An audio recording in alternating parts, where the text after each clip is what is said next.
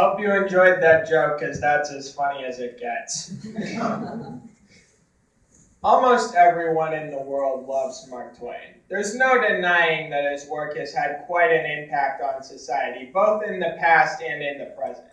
Don't lie to me, you've heard of Tom Sawyer before. If you know who Tom is, you probably also know about his friend Huckleberry Finn. These two brats have become two of the most famous characters in all of children's literature. I say two of the most because a certain young woman from England has recently had more success in that regard. However, Samuel Clemens, who wrote under the name Mark Twain, is arguably the most celebrated author in American literature. Twain was also heavy into politics later in his life and could never keep his mouth shut about anything.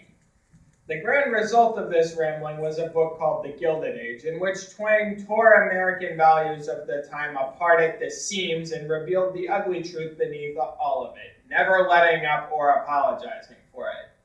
Despite his controversial nature, however, Twain was not a troublemaker. He was simply a rabble-rouser.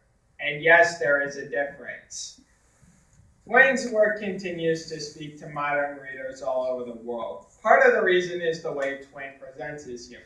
Instead of being flowery and poetic, Twain wrote his books in actual English, so that the message wouldn't be lost in a pile of pointless words.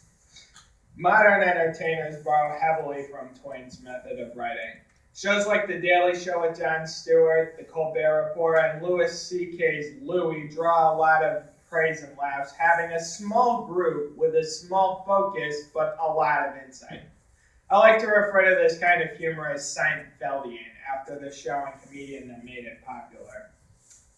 Much like Jerry Seinfeld, Twain did a lot of lecturing in his time, which was basically the 19th century equivalent of stand-up.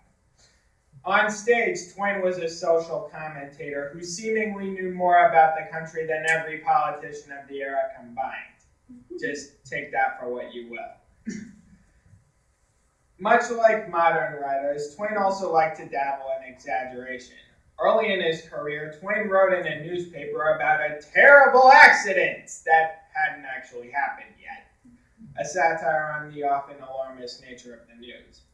This kind of humor is, in fact, timeless, touching on topics that are still relevant today after 150 years.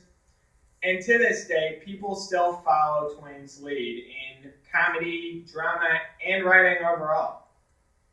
In a story called The Green Hills of Africa, Ernest Hemingway once wrote, "All of modern American literature can be traced back to Mark Twain's Adventures of Huckleberry Finn." I know it seems rather ridiculous to place this much credit on one person, but Twain was brilliant enough to deserve it, and he still deserves it. Wow, that ending was terrible. Who wrote this?